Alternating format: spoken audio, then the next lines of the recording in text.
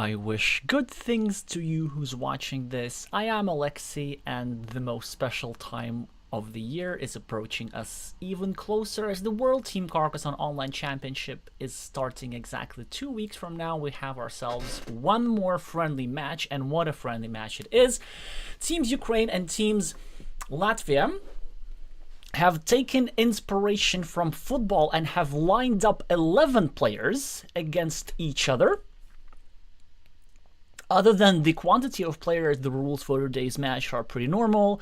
World Championship rules, best of 3, 15 minutes per game. What else? Yeah, really nothing much to add. So let's just do a little preview of all the 11 pairings. On table 1, we have Krisna from Latvia. That's Kriškautis, the 2023 gold medalist of the Mind Sports Olympiad, champion of Latvia multiple times. Adria, of course, the player with the highest peak rating in Ukraine. Also had some strong performances in the Mind Sports Olympiad. In fact, at the 2023 Mind Sports Olympiad, Adria met Krisna in the playoffs in the fight for a semi-final spot. And that one, Krisna managed to prevail in. Well, I guess this sentence more grammatically. So Adria might be looking to exact some revenge. And of course, some of you may know Adria, who, by the way, is Kirill Manikov, as somebody who has contributed a lot to the development of Carcassonne theory. On table 2, we have Smile Hyphen from Ukraine, who currently looks to be in very good shape and is rated as high as Adria. And from Latvia, we have Uldis, that's Dirty Old Town, a player who has been around for a couple of years, just changed his screen name. And they have been out of the game for a few months, but they're now recovering their shape quite nicely. Winning some casual games against some big names. So this is definitely a board which I will be looking at. But what I really want to start with is board 3. Sergei Koksharov with the screen name Devaka versus Edžius Kautis with the screen name Asedzus, the younger brother of Krish and the reigning Latvian champion, actually. The Latvian championship happened just a few weeks ago. Asedzus was first, and Andreis Mitrofanov's Mr. Numbers was second. And as you can see, Edžius has a decent rating of over 600, but they also have been out of the games for a few months, so very interesting to see how they're going to be getting their shape back. Now, table 4, we have Pavel Breen versus Napalm Eye, both very well-known players. I've streamed both Pavel Breen and Napalm Eye, that's Jānis Ansens of Latvia, already many times on my channel. Napalm Eye in particular finished in the top 8 at the recently concluded Carcassonne Champions League. On table 5, we have Yaroslav Herasimenko with the screen name Lawyer versus Maris Lazdinch with the screen name Only Denver. And Maris has a very interesting playing style, so this probably is going to be my second favorite table to watch. It's like very blocky, very unpredictable, and it's typically leads to some very tense positions. I'm very curious to see how Lawyer, who tends to play your classic open Ukrainian Carcassonne, is going to manage to deal with that. On table 5, we have a Max DK9 against Ilmars with the screen name Zone222. I haven't shown either of these players that much, so if we have time, I'm certainly going to do that. Then Apple G, that's Egita Seglenye, who is a force to be reckoned with because amongst her other notable achievements, she has a degree, I think, in being a landscape artist, if I'm translating this correctly. And what better game for Carcassonne? It is...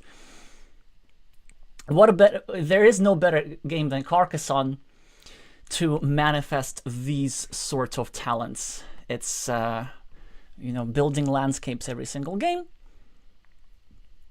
On table 7 or 8, I kind of lost count, we have Spitky of Ukraine, who, by the way, is the player who designed the tool which we'll be using, which improves the interface a little bit and counts points. So, well, you'll see what I mean when the games actually start. We'll be playing against Vika with the screen name Silent Monk, who has been in the team for a couple of years, recently achieved her expert status, has been really consistently climbing up the ranks. And on table 9, we have a completely new player with screen name Ashulis, who will be playing against the Ukrainian player with screen name Kolpnik, whom I also haven't covered that much. That should be interesting to watch. On table 10, we have Daiga with the screen name Aphrodite333 versus Tanya, well, with the screen name Tanya. And this also should be an interesting one to watch. Now, Daiga has been around for a couple of years on and off. It's just I haven't streamed her games much in particular, but she's regularly there for friendly matches and sometimes for international tournaments as well. And on table 11, we have two players whom I haven't seen before. Now, the Ukrainian player with screen name Erva Tol at the very least made their appearance yesterday in their friendly match against Lithuania. They did lose 2-0 against the player with screen name Mashinele. And today they'll be playing a newer player from Latvia, Ivars, with the screen name Sprigulis. Was invited to the team due to their recent success at the national championship. They finished in the top 4 with a lot of competition.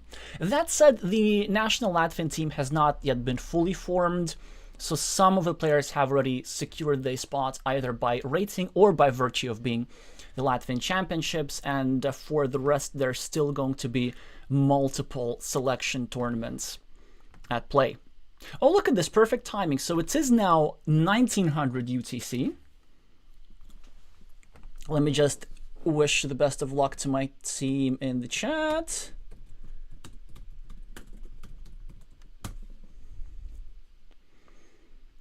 And away we go.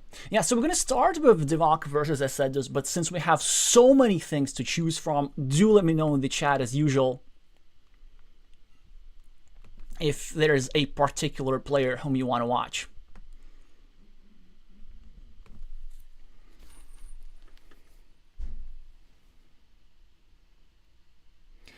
Hi, Ian.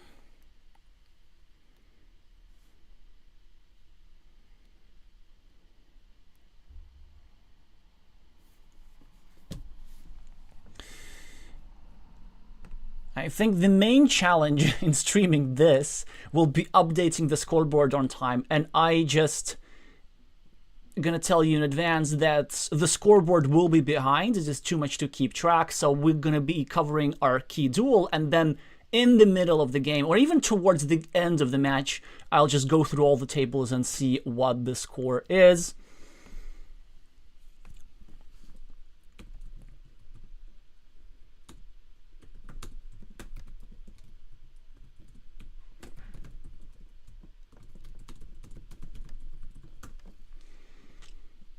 And everybody's saying that their table is not opening, which is sometimes a thing on Board Game Arena now. It was a bit of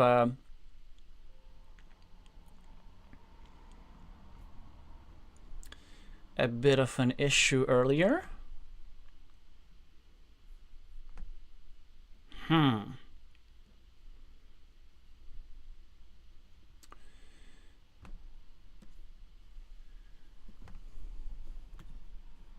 Well, I'm gonna just message the Ukrainian captain real quick. But hopefully we should start things in due course. Hi, Played Mac.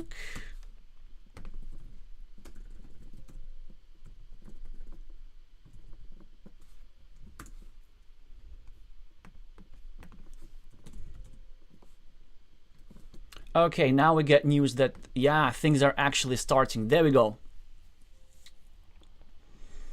So it says that the game is in progress.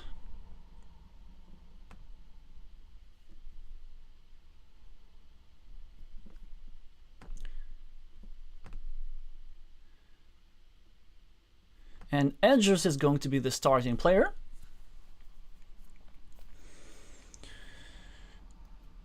And already starting the game with 4 points. Yeah, so that is very nice. Sergey starts a new road. Edges now immediately equalizes.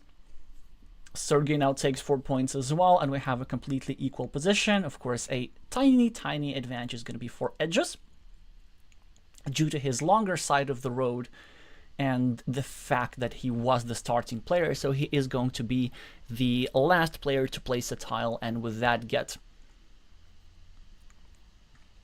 some statistical advantage. Oh, there we go. This is what I want to see. Divaca with the first mistake of the game. I think it's definitely an imprecision.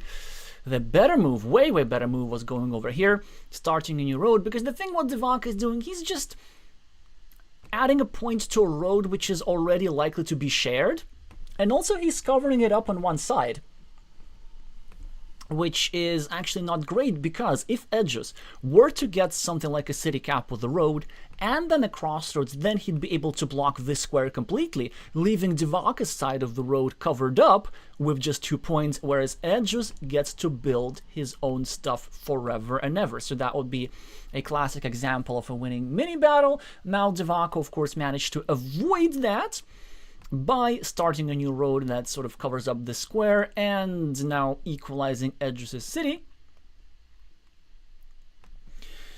Edges now continues his roads, but the first monastery of the game belongs to Divaca. It's a fantastic spot, 6 points straight away, and also supporting this road. And now for Edges, it will be interesting to see how he responds. So there are 3 good spots for the monastery. So option 1, we go here for 5 points, and then maybe if Divaca connects the road over here, we can actually create a platform to attack and connect to the road. Or option 2, this is what Edges went for, just a clean 5-point spot with another monastery spot nearby, also controlling a road end for some quick points. And option 3 was actually to go here for just net 3 points, because it is 4 points minus 1 for building up your opponent's monastery. But it had also other advantages, such as supporting this road and also putting pressure on this square. So that was kind of nice. Yeah, look at Black here. Now, Black is building the monastery in such a way that builds the road around the monastery. It's actually quite smart, and so the idea is we get a straight line, another monastery, maybe we get ourselves a 5-point road, or even we build all the way around here. The downside, of course, is that this square has now become available for a 7-point monastery for either side who pulls the road monastery. Divaca is now starting a new city on the left in a space which could also sort of kind of attack this main city. For Edges, it's super easy to defend. We just go here. I assume we're going to see this move in due course, kind of trying to turn away the shoulder of the city versus this little yellow invader. Of course, yellow will be able to recreate the threat of invasion with some sort of extender tile, but this is not what they pull. They simply get a city tile, and they threaten the completion of a 6-point city, which Edges can prevent if he so chooses. It's not obvious exactly what we do. So I think that the best move would indeed to go here and to equalize that city. Yeah, because now Divaca can no longer prolong this city, and instead the Ukrainian chooses to attack the shared city here on the left. But actually, I think this is good news for Edges, because Sergey has now just put himself at a meeple disadvantage, and it could be a while before he recovers some meeples. So the only way how Divaca can realistically recover a meeple is just by getting some sort of a road end tile, and it could take a while before he draws this. There's, of course, the dagger that fits into the square to finish the shared road, but Edges now drew one of those, so there's only one of those remaining. And there are still 2 splitters that fit into this square that would separate this 6-point guy from this junky tile. And this also can be dealt with by edges by getting any straight line and trying to block the square. Now, Divaka placed his last meeple on a city cap, which is pretty interesting. I think I actually kind of like this move, although it's a bit dangerous. If Edges can get himself a triple city tile, he can actually go over here, unify all these cities over here, just concede the ruin, allow Divaka to take the city, banking on the fact that it's probably never going to be completed, and make sure that 3 of the yellow meeples are trapped on this feature. Now, excellent move from Edges, trying to take advantage of this empty monastery spot, also pre-building his 6-point road, which he's getting now, I presume? Yeah, this could work here really, really well, actually. This would be incredibly annoying to deal with for Divaka. The downside of this move, of course, is that it was a bit easier for Sergei to get a meeple back sooner, which he now just did. Just now also gets a meeple back, whilst also bringing the monastery closer to completion. This is looking really, really good for black here. Of course, it's equal on the scoreboard, but as you can see, extra points for Edges for the monasteries. Now, Divaka, of course, trying to block the monasteries a little bit, but Edges now is going to take advantage of them, right? No. He's not going to take advantage of the monastery, but at the very least, he's going to fill the spot, which he should. I'm really a bit concerned about Edges' time management, because 15 minutes for the game is not really all that much. And as you see, of course, Edges makes the best move. Like, what you should really do in this position for time management, you kind of just double check if there's anything better for maybe 5 seconds, and then you just make this move straight away. Because Edges is a little bit behind on time, and there will be other situations where he might need this time management a little bit more, where he might need the spare time. So now both sides are equal on meeples. Divaka with some interesting decisions. Now he could just go here and complete the connection. There's still technically 1 dagger available for this square that would threaten the completion of that city, and at least it would force Edges to use a meeple on equalizing this. And this is also an alternative move, which is pretty nice. I mean, it's annoying for me as the team captain, but it is probably the best way to annoy Black's meeple here, starting a 4-point road whilst also making the monastery harder to complete. There are 3 tiles available to fit there, but this square was already made inconvenient. So, for example, Edges now cannot place a straight line here, and Edges now cannot go for this long road that goes through that monastery. So that's the issue with this move. But a straight line can be useful still. This is an option, but I don't think it's the second best option, I think. The idea here, please don't farm, please don't use a meeple. Thank you, Edges. He thought for a second, but thought better of it. Yeah, this move definitely makes a lot of sense. It's kind of threatening to draw crossroads and starting to put pressure on this square. But I also liked this move, denying that splitter idea. But Edges now is going to benefit from it. So he gets a fantastic tile, which he can use over here to equalize the city. And this is something that I would actually do at this stage of the game. And also with the other piece of city cap, he will be all but blocking the square, or at least not allowing a splitter tile to be drawn there. So that's actually kind of nice. Hi Blitz, hi Vyacheslav.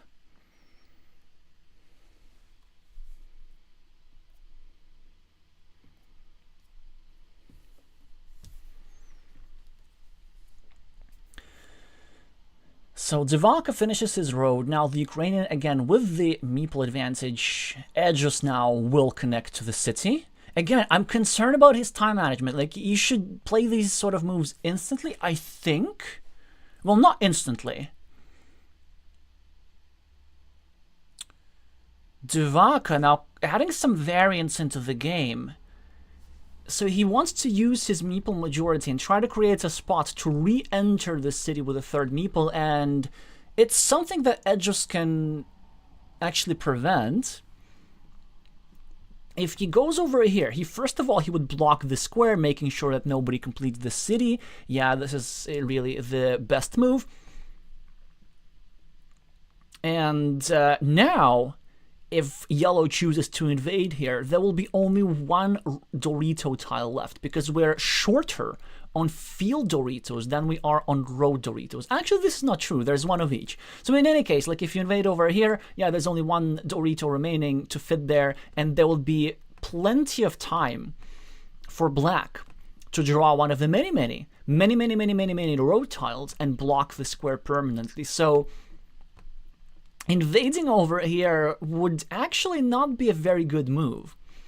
But let's see if yellow falls into that trap. So edge is now ahead. Still plenty of ways to recover meeples. He can go still over here. He just needs to leave the square alone. And he can still go here. So the beauty of that square is that with some sort of city plus road tile, maybe like a Dorito, the last Dorito, or a starting tile even, he can finish his monastery without finishing Divaka's road. And now let's see what the style of Edges is. So this is a move that definitely merits some thought. He chose to start breaking Divaka's city, which I actually don't really like, because Edges has the advantage here, and I don't really want that variance that this move creates, right? Because if Divaka draws a lot of city caps, then all we are going to be doing is just allowing our opponents to score extra points. Now, this is working temporarily. This move is actually very strong. As a follow-up, Edges now is going to go over here and defend, of course. This is also something that's very nice for him. And this is also kind of working because now Divaka cannot finish his city. Ooh! Divaka decided to finish his road. This is going to be interesting because he's also finishing Edges' monastery. Okay, so let's now keep making sense of all that. So the reason why this move was quite strong is because this city cap is untouchable. Only black can score it, because if yellow scores the city cap, this will create a platform for blocking the square permanently, because there are no more right-handed daggers available. Divaka now cannot do nothing about his soon-to-be-blocked meeple. Ooh! Ooh! This is fun! It's a pretty awesome move. So he's going to complete a 10-point city or better. Oh, wow. What a sequence for Sergey. I mean, I don't like seeing it, of course, as the captain of Team Latvia, but this is an impressive find. Yeah, a 1-2 punch, and Divaka is now still ahead. But in this position, Edges just does not need to panic. He's still better, because he's only slightly behind, but he's going to have an extra meeple because there's still 3 tiles that fit into this square. And he's going to score at the very least 5 points with that tile, because he's going to go here and meeple the new road, or maybe even meeple a field or something and create more variance. He can also take a vanilla city cap and go here, set up a 6-point city, which only he can take. So plenty great options for Edges. Again, my concern is the time. So for example, now he takes 4 points for road, which I like, but this move here, going for 7 points as a monastery, was still a worthy consideration. I do like the road here, because we don't have that many meeples, and it's nice to have some extra. And now we're going to see, now that the game has equalized, but Edges has the better scoring options. Ooh, this is just a really poor move from Divaka. I mean, it simply it discards a tile. Like, it's really not a good move. It doesn't do anything counterproductive, but it doesn't do anything productive either. And it's not really something that you want to have for himself, because now Edges has many good options. Option 1, which I really like, is going here. And maybe even meepling this city, although it could be like a little bit crazy. Because the idea is then we're pre-building a completed road that goes into this square, so that could be very nice. But just continuing that position assessment, so you can see that it's plus 6 point extra for Divaka, and totally 60-60. But Edges has a, what is that? like almost a 90% chance for meeple recovery over here in this square. Divac now gets himself the first farmer, and Edges will be now getting a meeple back, but this is a bit awkward. So this is also the reason why, as Edges, I would have considered an alternative move. I would have considered going over here, but if Edges were to take these 4 points, he should have gone over here, just to deny this farming opportunity for Divac, because now it's really awkward, right? Because Edges can go here, but then he has to meeple the city, kinda, because you cannot leave this sort of valuable feature lying around in your opponent's field. But this would also leave this road up for grabs, not something that we want to do. Also, this would make the city kind of vulnerable, not something that we want to do. Still, you gotta bite the bullet, and you have to meeple the city. We cannot allow our opponent to score too easily. So let's see if Edges finds this. He goes for the road, which I don't like. It is more points immediately, but yeah, this is exactly the kind of stuff that I'm talking about. Divac gets 9 points from this move, 6 for the city, 9 for the field, and now Edges' position is still okay, because he's going to score 5. He's going to get himself 4 for one city, and something else for the road as well. And if he continues and completes the road, he's actually doing just fine. I presume Divac is going to score 3 here, and then Edges can either start a counter field on the left for 6 and maybe even for 9 points in the future if he finds a way to unify all 3 cities, or maybe Edges can invade the main field somehow. But this looks very tricky. The main field is 12 points. It is valuable, but I can't really find an option. Hi, Sergey. Hi, Sparkle Horsey. Also witnessing some spectacular tactics by Sergey with the Horsey tile.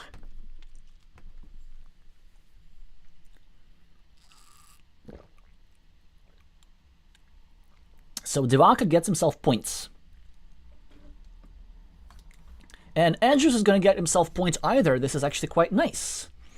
Yeah, so one thing that Edges has going for him is the spare meeple.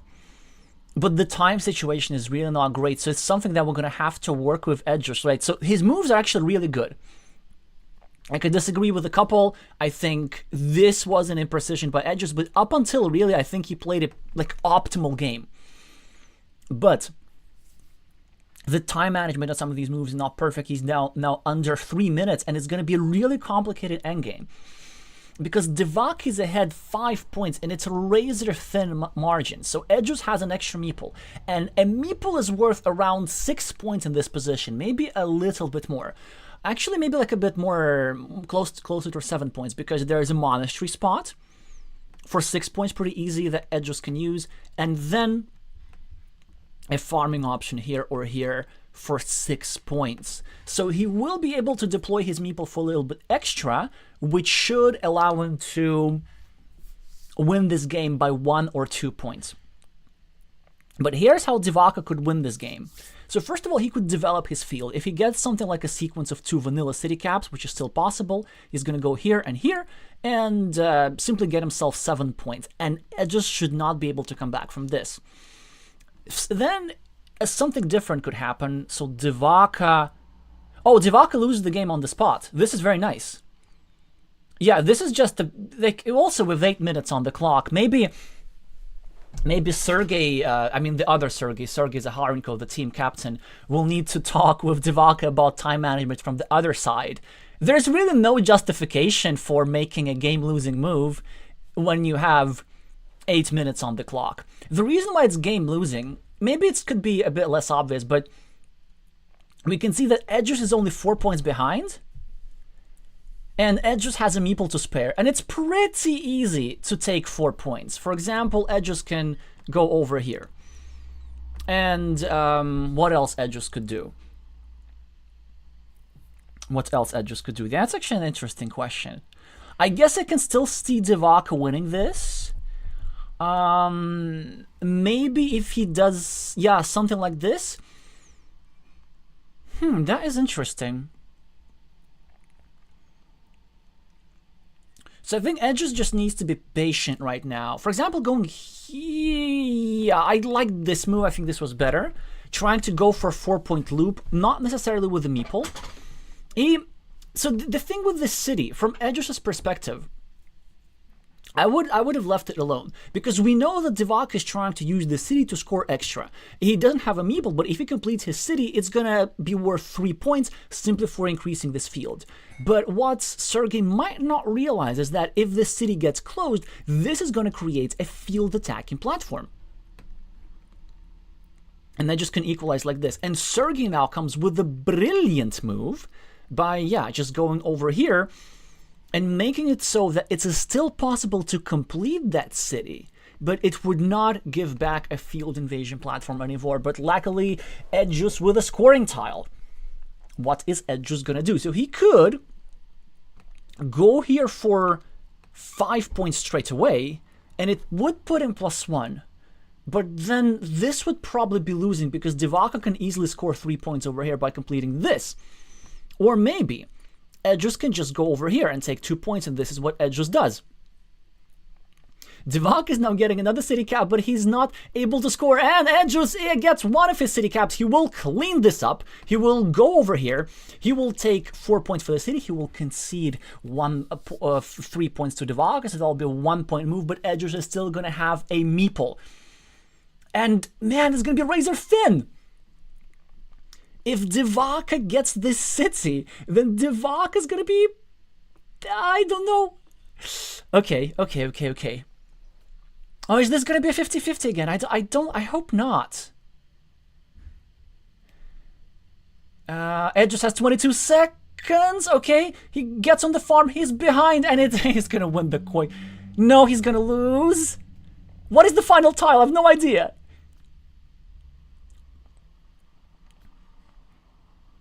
Oh no, it's a monastery. Yeah, we see.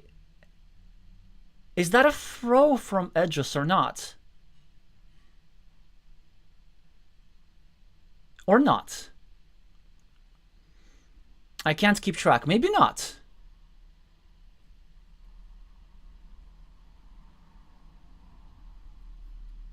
But definitely time trouble was the issue. This move definitely wasn't optimal, because with the remaining tiles, there was a way to score. Oh, this is a 6-point farm. What am I doing? Oh, man. Yeah. Because this farm here, it's like tick, tick. It's so these cities are so small. Okay, all good. Man, my teammate really had me on the ropes there.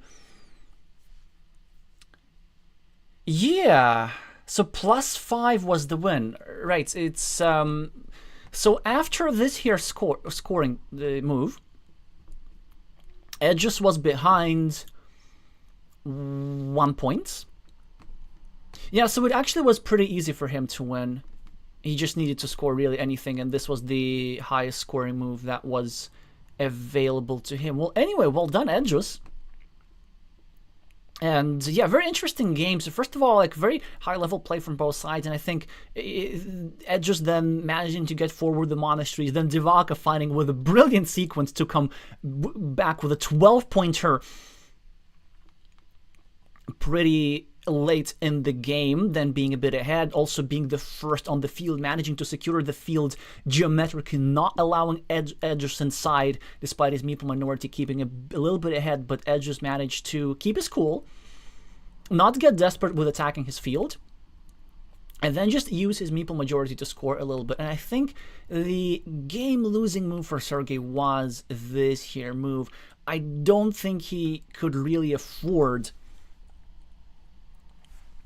to spend a meeple there.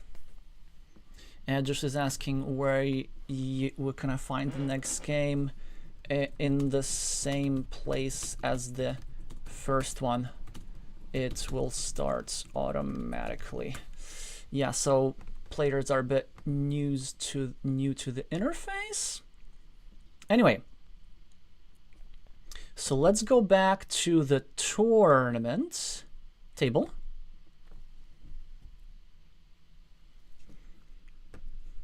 We're gonna update the scoreboard where we can, and I want to continue with game 2.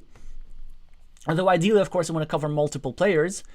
So if you want me to switch to a different table, you can let me know in like a couple of seconds. But if not, I'm going to be just covering edges for now.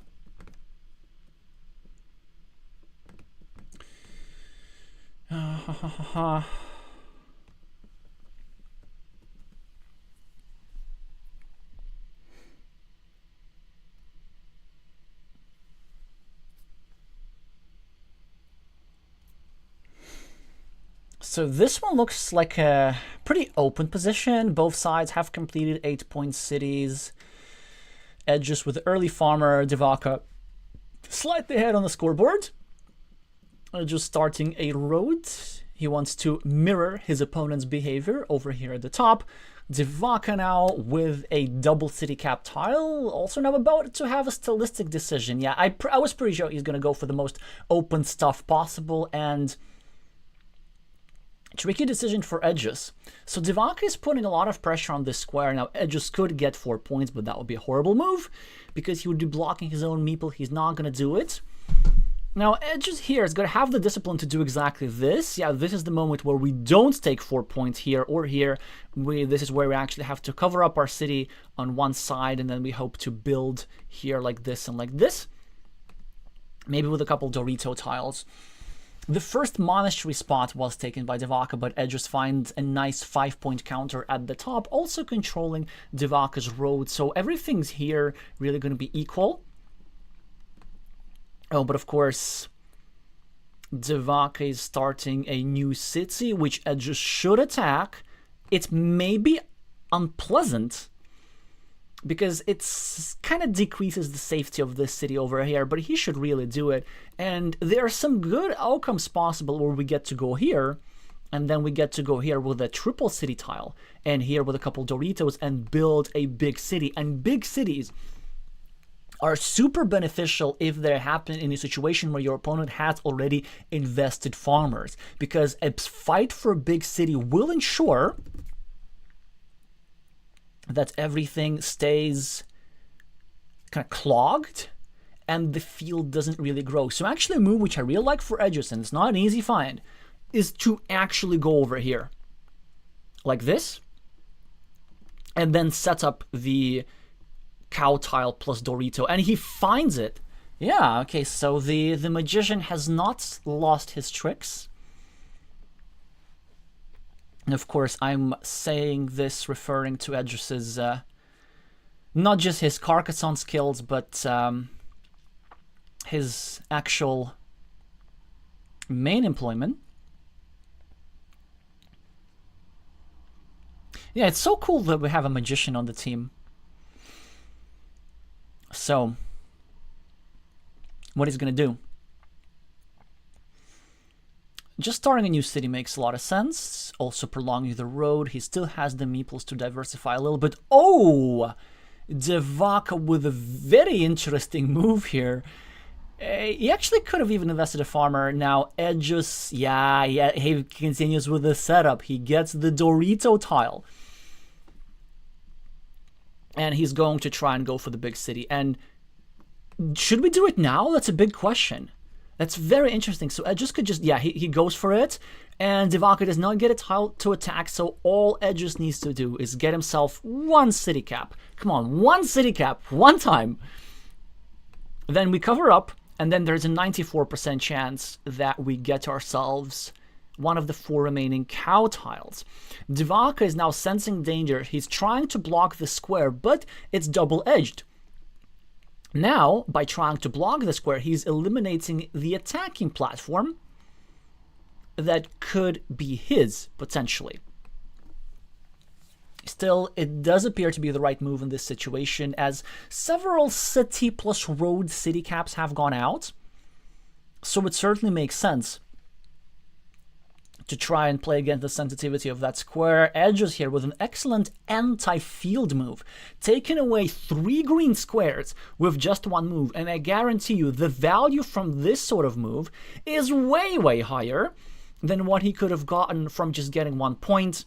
Because, you know, if you get 1 point here, you're making your city vulnerable and you're also giving back your opponent a better monastery spot. And this 3 green squares is really a big loss for that field. Because you know what can happen now? By the way, Edges, of course, is trying to protect his city a little bit, and Divac is trying to attack it a bit indirectly. Yeah, so the thing is, Divac now going for a 5-point road, which makes a lot of sense for the Ukrainian player. Edges with a clunky tile, maybe going over here is an option, but I probably would just prefer another anti-field move, maybe over here. Because the thing is, if Divac successfully blocks this city, Edge is going to eventually take it over regardless, and he's going to have all those city points. And then this city is outscoring this 6-point field, and this 6-point field now really doesn't have a lot of prospects. So Edge will be in a winning mini battle regardless. Now Divac gets a straight line, also pretty easy decision, and now Edges gets himself a splitter tile, and this is why these sort of moves are a little bit dangerous, right? So maybe just going over here, playing an anti-field move, and then on the next move successfully completing your city was the way to go. Because after this restriction, which of course was the best move from Sergey, Edges will have a hard time using this tile productively. Yeah, and sadly, his best move is probably just discarding this splitter tile. The best spot for doing so is probably somewhere here, starting a counter field potentially and making sure that he's able to use city plus road, city plus field tiles, because he already needs city plus road tiles in a couple of places. Yeah, and this is an imprecision. You actually don't want to leave back a city plus road spot. You want to leave back a city plus field spot. Because again, Edge just needs city plus road tiles in several places. So black is not going to be taking advantage from this city cap. This is probably the first big tactical mistake that we see from the Latvian player. In the meantime, a city-breaking tile was drawn by Divac. He's now trying to abuse this poor black meeple, but the city dweller is persevering as the city is already containing 5 points. He'll be looking to build it up. Maybe the Ukrainian will now be forced to spend some resources on this here threat, diverting his attention from here. No, of course, he goes for the priority moves, trying to block this, which Edge should be totally fine with. He now finally gets a tile to get a meeple back. This lovely monastery will not be meepled, but finally something to play with for the Latvian. Divac gets, sadly, pretty much the worst tile, and he is going to be invading that city. And when I say the worst tile, I mean the worst tile for the Latvian. Yeah, because there's still 2 more horse tiles remaining to complete this connection over here. But most importantly, of course, this is a defensive move. Just what Sergey is trying to make sure is that Edges cannot draw the horse, plus the horizontal splitter himself. But you know, there's still a risk of this. So imagine Edges probably now goes here for 3 points, which again, he should do a little bit faster. Like, there isn't just anything better than 3 points in this stage. I don't think we meeple the monastery here, because we lose way too much value from other spots. And we definitely don't go here because we don't want to give our opponent a meeple back. Yeah, so 3 points for Edges. But again, I think precious 30 seconds wasted on a move. Divac now has a strong move available, but let's see if he finds it. It is, of course, 2 points for a road, but 2 points for a road in a particular place. Not like that. Not like that. Okay, so now this actually introduces more variance into the game. It was better to meeple it turning the other way, like this, because this still leaves a chance for one of the sides, possibly Edges, of getting the penultimate cow tile, going over here, and then with the horse tile, reclaiming the majority on the city. Maybe Sergey wants to do this sort of stuff himself, but we know that Edges is a bit more likely to have the first crack at it. But this move also has another problem. Edges has blocking tiles available to him. If he gets the last field Dorito, or if he gets the splitter tile, then he's going to score 4 points and block this square. Divac is now trying to block Edges' city, which has been started earlier. Also drawing the last Dorito, so this idea now became less likely. Edges, though, with a fantastic tile, of course, he's not going to go over here. Instead, he's going to save his meeple, equalize Divac's city, and now we're going to see. Will Sergey bet his entire game on the horse tile? No, he won't. Edges is saying sorry. He shouldn't. He really, really shouldn't. Because... No. Keep playing. Keep playing. Like, Edges' position is still, like, not great. It's okay. But actually, I think that even after Divac is going to score, or Edges is going to score a couple of points, Divac's position still has potential. So all Divac needs to do, he needs to get a curve and go over here. And this would leave an extra green square in his field, and then he can grow his field and get more points. By the way, case in point, remember this move here earlier by Edges? He blocked this field so hard that the Ukrainian was not able to use the city cap and start a city in his field. Instead, he's forced to go to a neutral field, which is almost a neutral field. That's actually kind of a very smart find, because he's now planning to finish the city here and then later to connect it to the field regardless. But that's still a big, big strategic win if you manage, or if you manage to force your opponent's city caps. If you manage to force your opponent to place city caps in any other spot on the board than their own field, this is already an achievement. Edges is building up the city at the top, and it's soon going to be menacing. We are running short on Doritos. That's a bit of a problem. In fact, there's only one Dorito remaining, so we really shouldn't go over here necessarily. But there's a Road Dorito plus City Splitter combo. Maybe there's also Dorito Triple City Cap combo. And nobody canceled the good old City Cap plus City Cap combo. So the city at the top could definitely be conceded. Hi, Glavier. Glavier is asking, since when does BGA show the players' full scores during the game? BGA doesn't do that. This is a plugin made by the Ukrainian player with the screen name Spitky, whom I installed. Not whom, which I installed.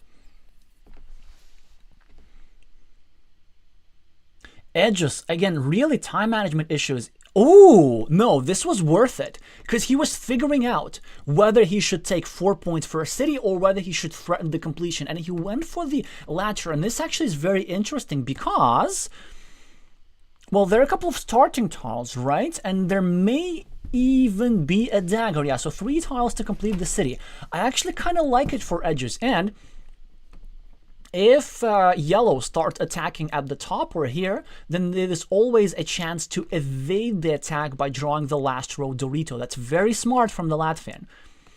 Still, time management is my concern. It's going to be another close game and another complicated endgame with only 4 minutes remaining. And the time is needed exactly for moments like these. Because, like, what do you do with this curve? I don't know. Maybe something like this makes sense. Divac is trying to block at the top. Edges gets a city cap. And I think Divac is being... Well, I'm not sure, actually. That's interesting. Edges is getting 4 points. Maris, only Denver, just let us know that he lost the first duel. So Divac will be... so Ukraine will be getting 1 point. But yeah, lovely, lovely sequence here by Edges. Getting the starting tile, finishing the city, and without having a commanding lead. So Ukraine has won 1 duel 2-0, and it looks like we're going to respond in kind. Now, plenty of options for Edges to keep his advantage. He can either simply score 4 points over here, or maybe just even have some fun and start a new city on the left, which honestly I think is actually the better move.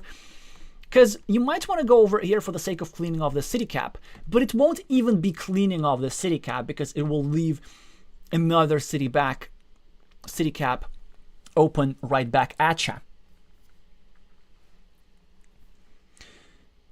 3 minutes should be enough to deal with 5 remaining tiles.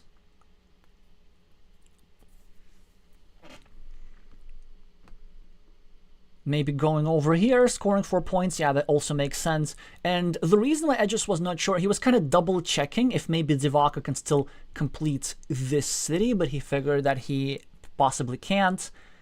And the Ukrainian, of course, has a pretty straightforward move here with a straight line, bringing in the city cap to the city, and an 8-point monastery for Edges should seal the deal.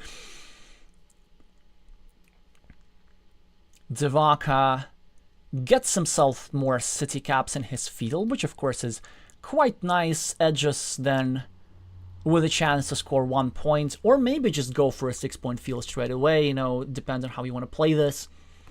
Yeah, with 2 minutes and 40 seconds remaining, this is where you should solve this endgame.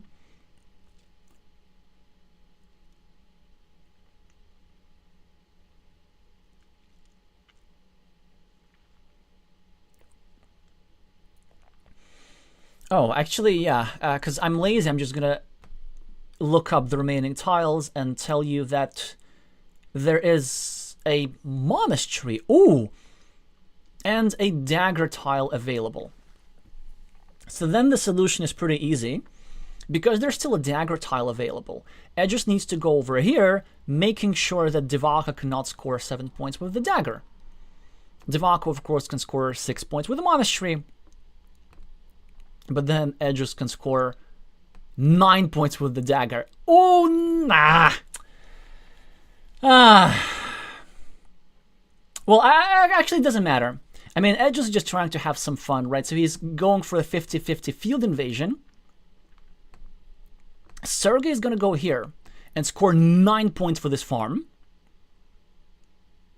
And Edges is going to score 1 point for the monastery, which is still going to be more than enough to prevail in this encounter. Yeah, so this is an interesting, like, when you know that you're winning the game with a 100% chance, do you prefer to maximize the score, or do you prefer to play it safer and just take no risk? So Edges took a 50-50 chance to score 15 points for a field, which makes a lot of sense. But in any case, Sergey takes 9 points for field, Edges takes 1 point for monastery, and the duel is concluded. The Latvian does prevail here. We also get another move in the chat that Oldest on board 2 lost 2-0. But Edges now right back at ya. Yeah, very interesting duel. Kind of, it was very, very tight until a certain moment. I really liked some of my teammate decisions here. You know, finding the sequence to build up the city. And then the most important find for Edges was actually figuring out that his city was completable. It's a bit of a counterintuitive move to find, because when there's city caps available, you just want to clean them up, but he figured that there were multiple city plus road tiles that he could actually go for it, and it totally paid off. At the end of the day, +7 win. And we have some good news. So let's update the score now. Edges 2-0, Dirty Old Town 0-2. We also get news that Zone 222 won 2-0 against MagZK. And what else? Oh, yeah, and only Denver lost against Lawyer. So far, very short matches. Let me just yeah, that players just want to confirm that it is a best of 3.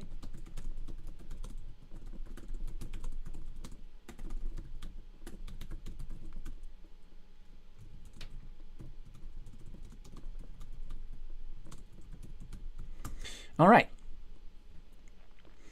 Let's have a look at some other tables.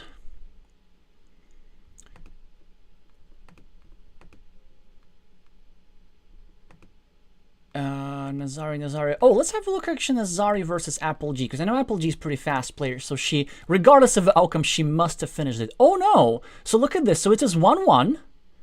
Apple G won the first one by a tie. That's kind of nice. And then Nazario will have a 1-pointer. So this is a super close encounter.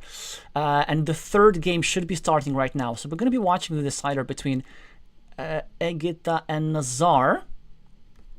And it is in progress. It is actually about to finish. Started already 10 minutes ago. So this one looks good for yellow. And yellow is the Ukrainian player. Well, actually, I'm not sure about this. It's pretty interesting. So Egita has the majority on the field.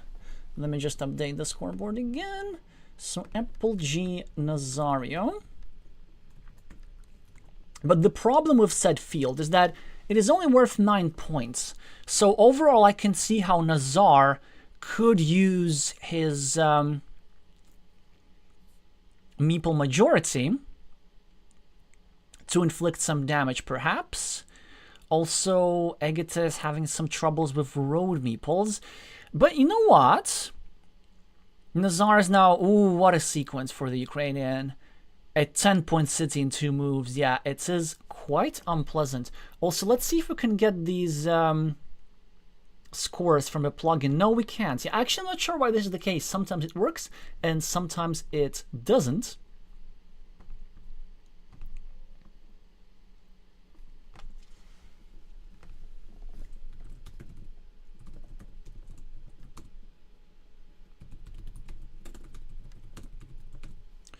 Also, we get news that our newest player with screen name Sprigulus has lost 2-0, so sadly we won't be able to watch them in action, at least today. And Ukraine is ahead 3-2 in this match. Oh, but look at this! Egita managed to finish her monastery somehow, and now it's a game! Okay, she has actually a mighty field. And now, after she got a meeple back and scored for the city and for the road, okay, now Nazar's in trouble.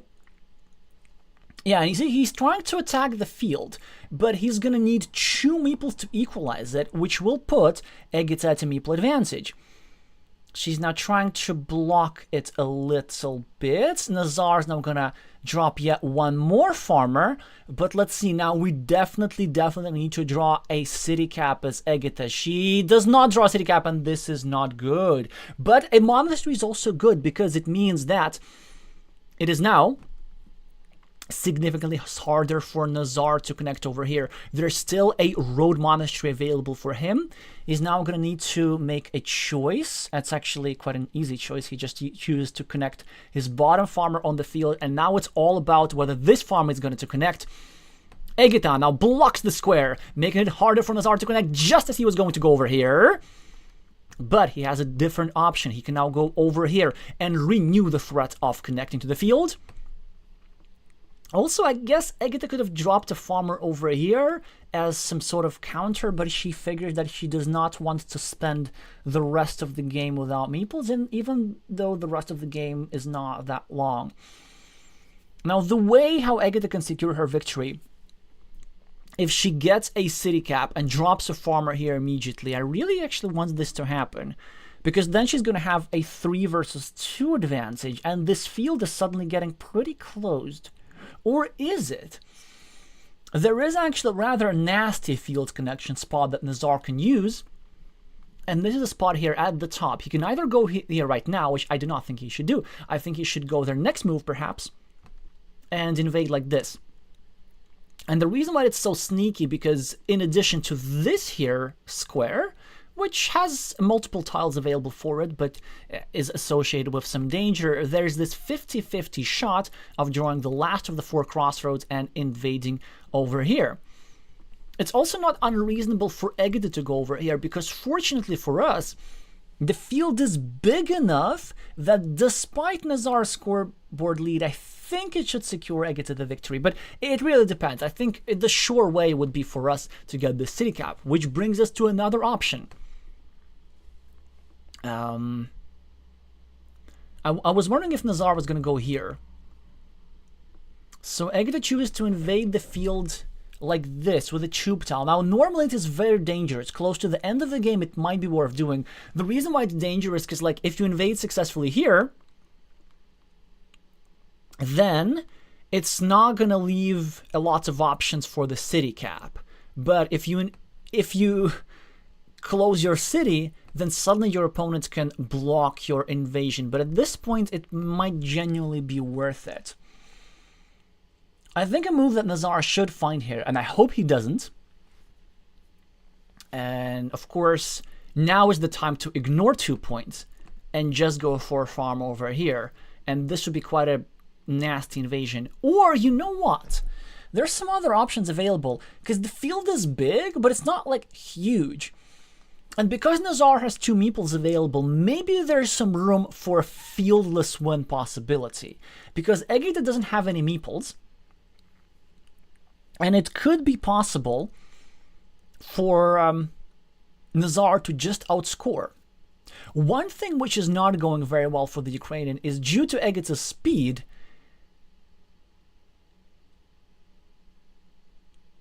he is in a bit of a time trouble. Now, Nazar chooses to invade the field, and Egita can make it 50-50. Yeah, the move that she should really play is going over... No! What was that? I presume it's a misclick. Okay, that makes sense. Yeah. So the move that Egita, of course, wanted to play was going over here, which was going to block the square towards a 50-50, so that Egita would need a crossroads everywhere. And oh man, this hurts real bad. This hurts bad. And she got the crossroads. Oh, this hurts bad. Oh, this hurts so bad. And she even got the crossroads. She would have won the game. Yeah, it's really unfortunate to lose a game on a misclick like this. So again, the move that she meant to play was going over here. Just same move, but 1 square to the right, and this would isolate this farmer. And actually would give her the control of the field. So Egita takes her meeple back, but I don't think she can win this anymore, because first of all, she cannot attack the field. The field is tied. 1, 2, 3 black meeples versus 1, 2, 3 yellow meeples. And Nazar, with a very precise 3-point farmer, kind of, yeah, precisely because of this. Egita now, of course, can finish her city, which she should do, but... Oh, wait. Is there another option? Can we invade the field? Is there an option to go over here? She figures that there isn't. She does finish the city, but it looks like it's not going to be enough. Wait, so maybe she had to invade the field after all. Just going over here, dropping a farmer, hoping for this exact tile that Nazar drew. Let's see, we're going to need to double check in some post-game analysis if the game was winnable or not. Hi, Napalm. Could you let us know how'd your duel go? Yeah, okay, so I think Egita could have scored a little bit more, actually. So let's say, if she were to have gone over here and dropped a farmer, she would have not scored 4 points for the city. She would have not scored 1 point for this city. She would have scored fewer points for this guy. So she would have scored 3 instead of 8. So she would have scored 10 points less. But Nazar would not have scored for these 2 cities, so he would have scored 6 points less. So if Egita were to go to the farm and to connect successfully,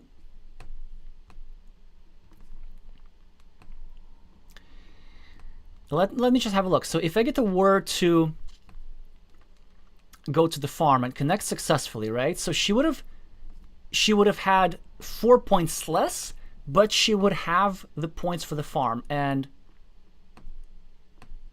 And the farm was... We need to discount these two cities, by the way, because they would not have been finished in that scenario. I hope you're following me. So the farm was here, here, here, here, here, here, here. So 7 points, no? 1, 2, 3, 4, 5, 6, 7. Yeah. Okay, 7 cities. So that's 21. Would she be winning? Oh, that's a sad. Check this out. So Egit, I think, would have been losing with 1 point. Because she would have scored 4 less for not finishing the city and not starting a new ruin. Right? And she would have invaded the field successfully over here through the dagger, presuming that she pulls the dagger. And she would have scored 21 points more. So she would have scored 17 points more in total, which would put her at 114. Huh. I mean, that would be also at least more fun. Because there was a tie, which was adjudicated in her favor because she wasn't the starting player. Then there was a win for Nazar by 1 point. And then there would have been, again, a Nazar win by 1 point. Yeah, very sad day, of course. I mean, managing to defeat a higher rated player and just because of a misclick. But, this is part of the game. I guess we'll need to have some hand dexterity training. Maybe, some meditation against shaking hands. But it is what it is. Oh, also we get a lot of negative results here. So Napalm is losing 2-0. Krishna is losing 2 versus 1. Egita just lost in front of your eyes. So let's see if other teammates have something that could make this day a tad better.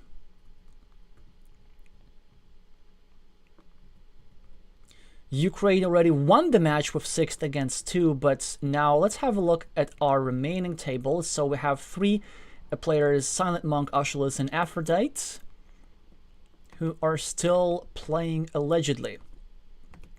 So first of all, Speedkey versus Silent Monk. That one was won by Speedkey already, and it was, it was in 2 versus 0. So the Ukrainian player prevailed here. Whoops, not like this. So 2 more tables. How is our newest player doing? Oh, look at that! We're having a decider and already an upset. So this is 1-1, and they are about to start one more game. Okay, we're gonna watch that from start to finish. Okay, that is actually quite nice. And how is Daiga doing against Tanya?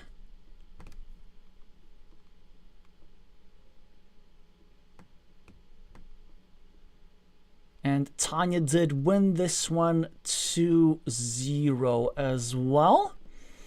So far, quite a rough day, both for our newer and for our older players. At least I'm glad that we mostly followed games where Latvia actually won. And there's one more remaining. Ashelis against Kolpnik. So are they actually going to play the third one? Yeah, okay, it started. Perfect. We have a full game remaining to watch. So the Ukrainian player is the starting player. So let me actually change the color of the meeples to reflect that. Ashelis starts a new road. Okay, so this will be quite instructive because newer players generally find it harder in the openings, and it's definitely a slight imprecision already straight up. It was way better to meeple a road. Oh, this hurts. Oh, this hurts so bad. So it was way better to meeple a road here. First of all, to avoid that sort of stuff. because sadly my teammate was forced to finish the city for our opponent, because this was literally the only square where this tile was suitable. So this is really a rough start, but this is how far-reaching the consequence might have been. Yeah, but this move is generally, of course, better because the road is better quality. So it would be attached to a road end as opposed to being open-ended. And if you're not sure to do what the opening, give yourself this heuristic. You can treat a road end like an extra point. So basically an open-ended road for 3 points is pretty much worth the same or even a little bit less than a open-ended, than a closed road for 2 points that is closed on one side. Okay, so this is actually great news for us. We can see that, of course, blue gets the first monastery, and this is not great, but Achilles just discarded a quadruple city tile, and it's very good, because this means that the starting versus second player dynamics have shifted.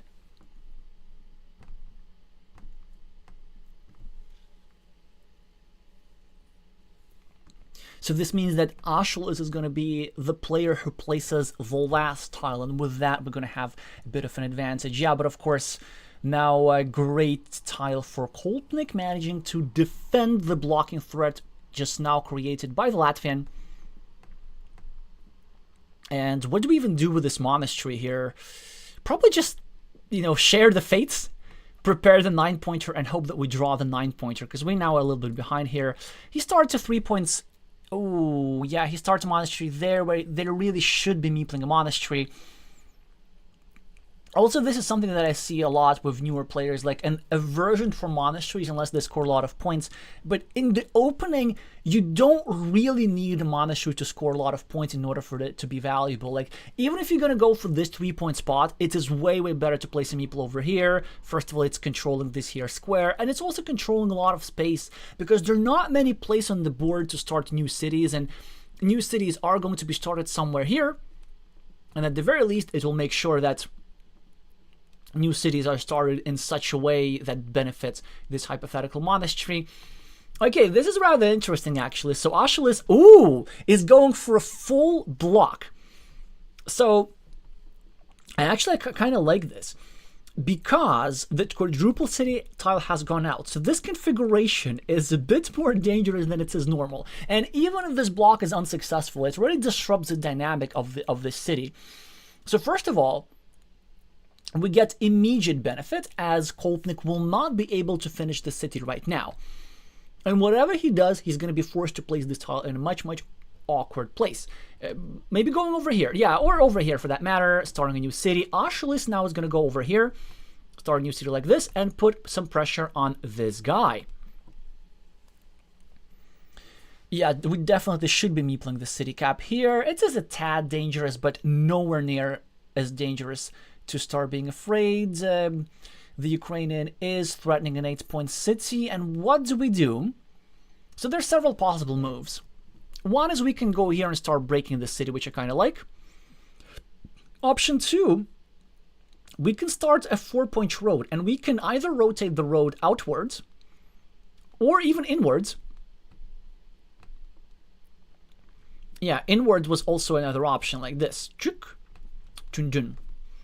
Instead, yellow chose to start a blocking attack against this here square, which makes sense on the surface, but actually is but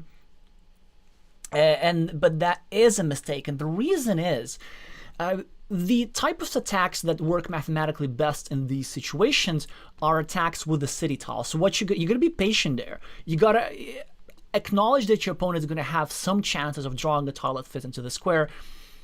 And you take some sort of a Dorito, and then you try and draw another Dorito. Because the reason why this doesn't really work, it's super, super easy for your opponent to defend.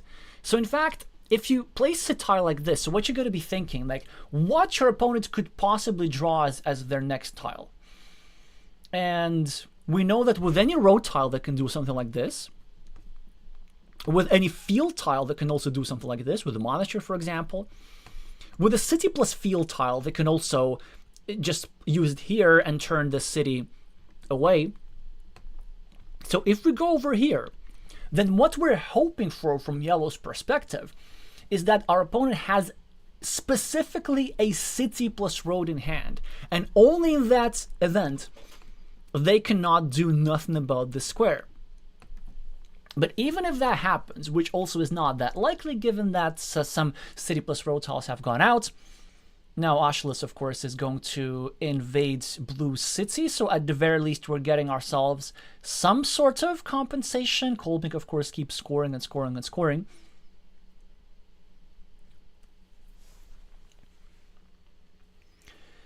Yeah, so basically our problems are not over here, just still talking about this block. Even if our opponent draws a city plus road tile, then on our next move, we absolutely have to draw a city plus field tile to complete this block successfully. Because, you know, we could also draw a road tile, and in which case we also don't really have nothing to do. So yeah, even though this move kind of looks like it makes sense, statistically it just works pretty rarely, but we still have the advantage on the scoreboard, and we still have the 6% chance of drawing all 4 tiles that fit into the square, so I am gonna root for exactly that to happen.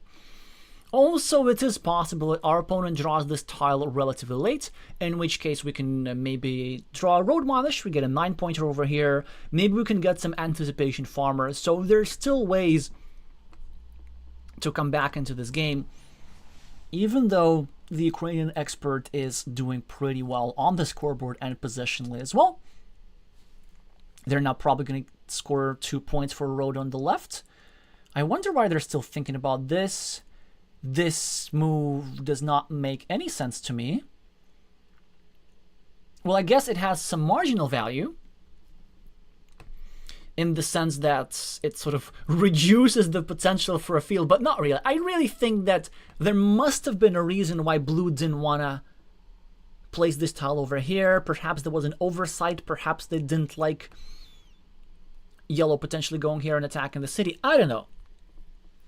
But there wasn't any particular reason to forego the 2 points. Angelis now found a way to get some value from the curve, which is pretty nice. Putting a bit of pressure on this monastery square, and it could accomplish something. You know, one thing that I like about this move is because we're hoping for cows anyway. Like, we're hoping that we get all the cows, or at least many of the cows, so that our opponent does not draw a cow. And these 2 meeples stay stranded for a long time. And this move sets up a good use for a cow. If we go over here, then we would be severely restricting the square. Okay, so actually I really like seeing this. Another mistake from the Ukrainian. The problem with this move is that it doesn't do anything. At least this move from Ashelis kind of like builds up the square around. Even though this is still not my favorite move, what the Latvian needs to realize that they're a little bit behind and they kind of need to do something more aggressive. For example, going over here for this loop is something that I really liked. Like this and like this for 6 points. Also now, solid move just to, yeah, this is fine, starting in 6-point city, but also just going over here, trying to attack like a big city over here would be a nice threat to create. But also from the Ukrainians' perspective here, like, why not go here? Why not go here? Why not to try and deliver some shenanigans? Now, unfortunately for us, the road monastery has been drawn by the Ukrainian, making it quite unlikely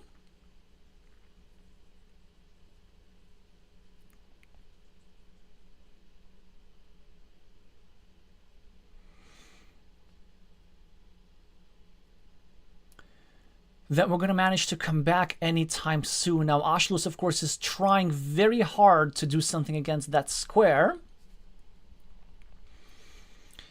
And at least it forces Koltnik into a bit of an awkward move.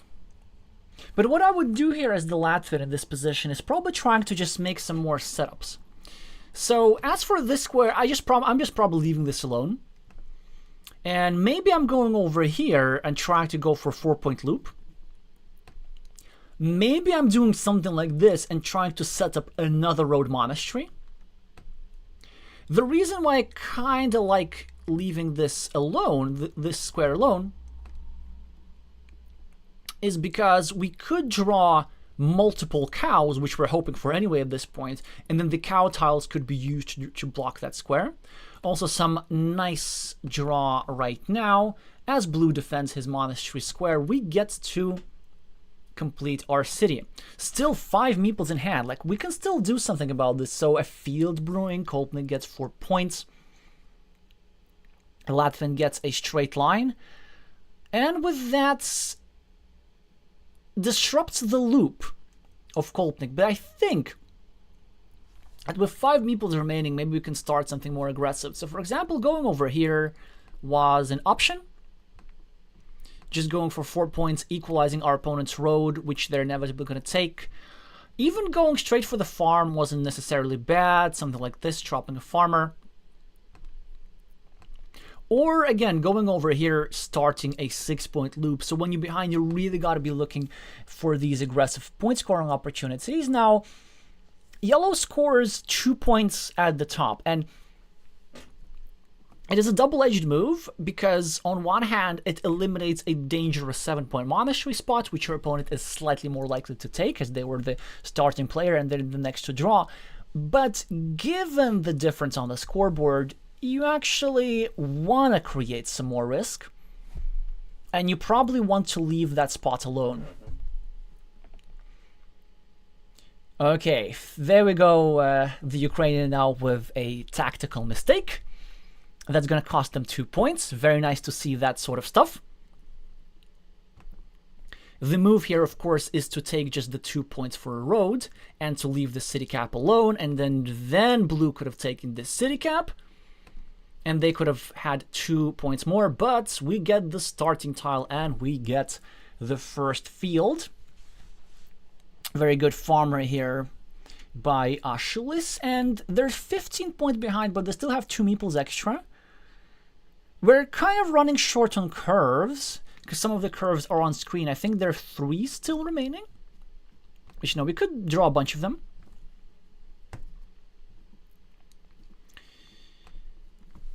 And there's still ways to win this game. So one way is a monastery cluster. In particular, a road monastery plus a field monastery here. Maybe a 5-point road like this. It's an option. And then we can build these monasteries around with city caps while also growing our field.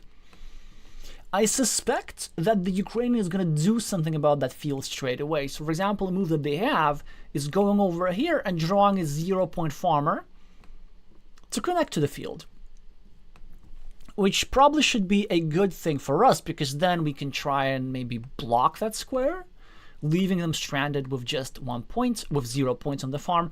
Or we could use this newly created platform like here to reclaim leadership on that farm. This move from the Ukrainian actually also makes a lot of sense. They're feeling that they're ahead. I mean, they're not feeling, they're knowing that they're ahead. And they are trying to create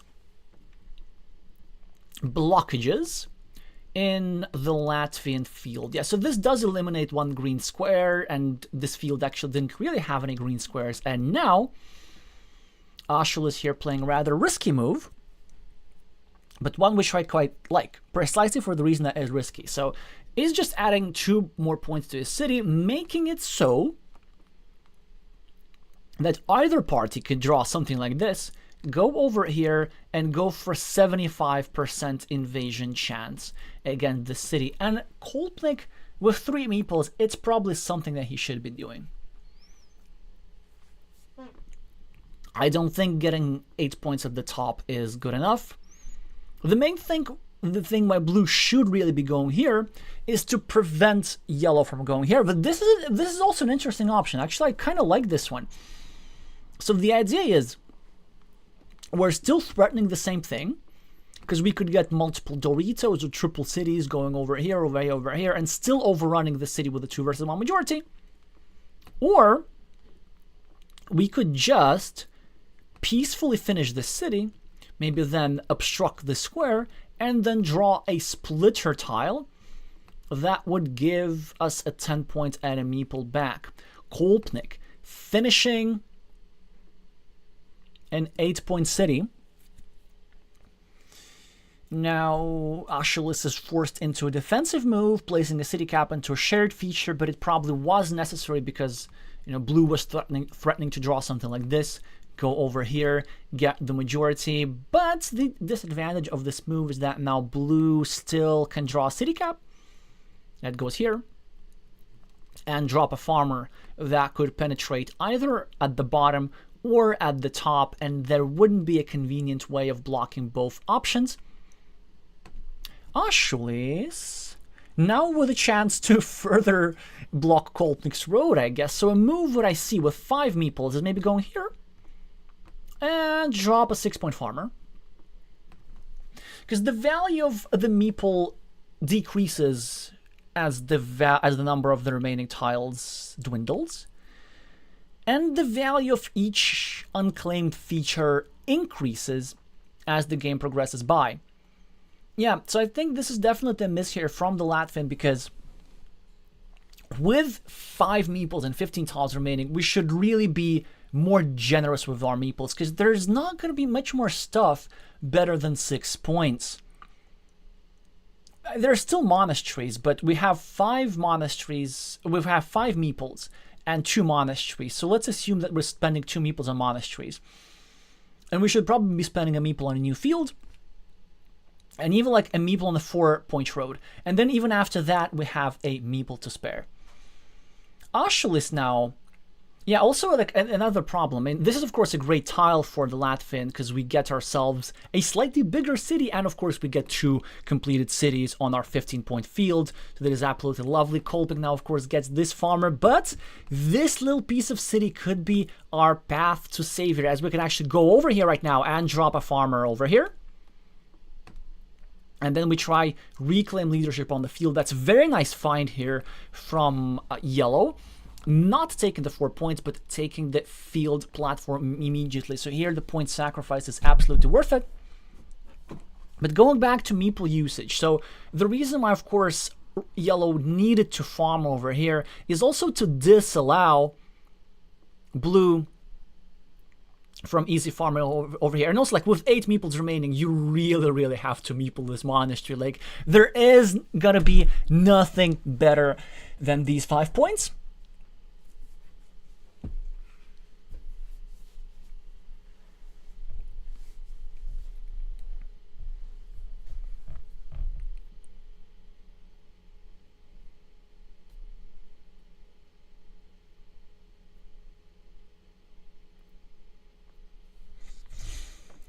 And also, we're actually running showdown tiles, so in order to capitalize on all of his 5 meeples, the Latvian will need to place a meeple on every single move.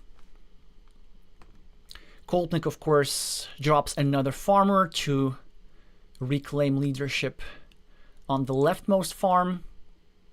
Ashelis is trying to block, and now you have to meeple this. You have to remember that we're running short on meeples. Will you remember? I hope he does. He's thinking about this. He's thinking about this. He knows that no. That's okay. Something that we can talk about in team practice. Meeple management towards the endgame. Because what's going to happen right now, you see, so there are 5 tiles remaining, which means that yellow has 4 moves to play and 5 meeples to spend. And you can't spend all meeples. So this is a lot of value lost as a result. Yellow, of course, is going to now maybe take 4 points for the road, but this also would be a bit dangerous because it would enable blue to unify his smaller 12-point field with our bigger 18-point field. But maybe this is what we want. Okay, so it seems to me that yellow is maybe forgetting about his meeple management options. Okay, monastery now has to go for 5 points. Over here at the top, or even here, that's also fine. And this monastery is indeed claimed. Kolpnik also with a meeple surplus, actually, but for a good reason. So when he was scoring 4 points over here, there was just nothing to meeple, other than this 0-point farm for style points. 5 points for the Ukrainian. And road tile for Ashelis. I guess the best that they can do is go here and score 3 points for a farm. Yeah, so this they do know. That's a net 4-point move.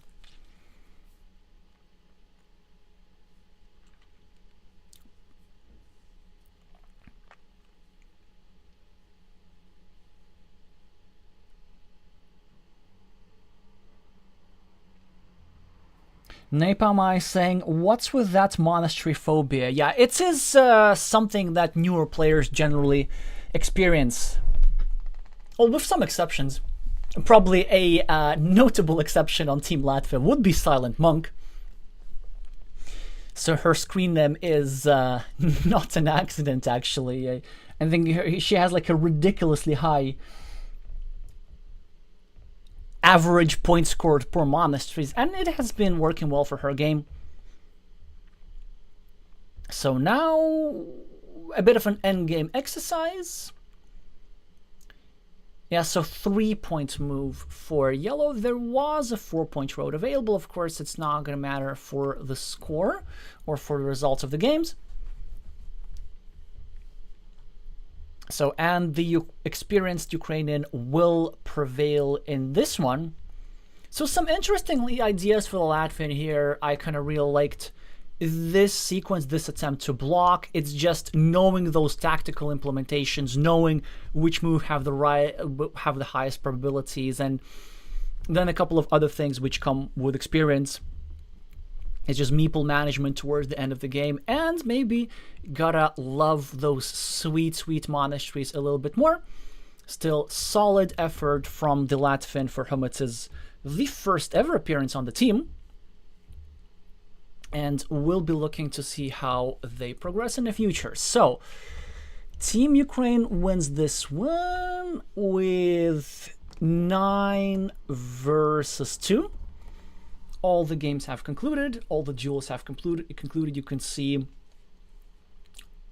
everything on the screen. And Ilmars and Edges were the 2 Latvian players to contribute points to make the score sort of solid. But yeah, Ukraine, very hard opponent. Like a ridiculous number of masters and experts. Latvia has been doing historically pretty well against Team Ukraine in tournaments. But this year, every year, it gets harder and harder playing against them. So thanks to our opponents for giving ourselves some practice. And also it was great to have y'all watching. Now, before we leave, some plans for the future. I actually will not be able to stream anything for the next couple of weeks. So my next stream is going to happen probably on the 24th of April. And that's already going to be the first round of the World Team Carcassonne Online Championships. What you should expect in the next coming 2 weeks is some uploads that I've been working on. I've shot a lot of content in the last few days, and I'm just trying to edit through that. It involves analysis videos of my Mind Sports Olympiad games and some Azul content as well. So hopefully I'll be able to get at least 1 or 2 videos out in the next couple of weeks. And then after that, it's going to be the World Team Carcassonne Online Championships, and all our attention is going to be focused on that. So,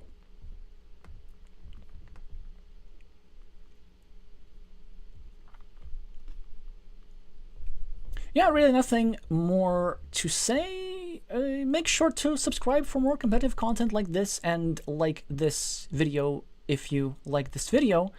Meeple the like button, that'll be a more precise way of saying things.